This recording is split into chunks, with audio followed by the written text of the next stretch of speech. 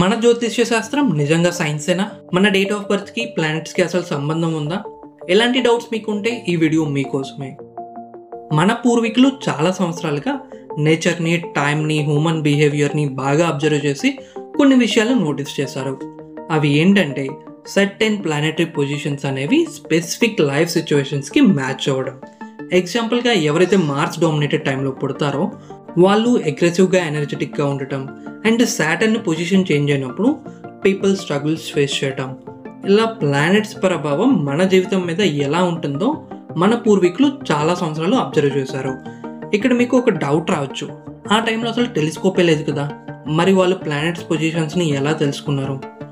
కానీ యాక్చువల్గా కొన్ని planets like Mercury, Venus, Mars, Jupiter and Saturn Earth నుంచి టెలిస్కోప్ లేకుండా కూడా కనపడతాయి, ప్రత్యేకంగా ఎర్లీ మార్నింగ్ లేదా ఈవినింగ్ టైంలో.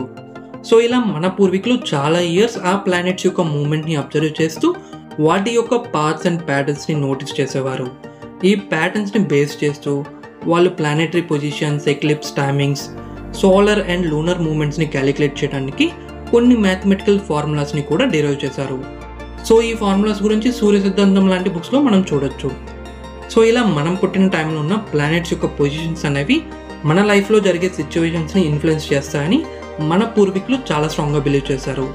సో మన పూర్వీకులు మనకిచ్చిన నాలెడ్జ్ని మనం మర్చిపోకూడదు. ఈ వీడియో మీకు నచ్చితే లైక్ చేయండి, షేర్ చేయండి అండ్ సబ్స్క్రైబ్ చేయండి.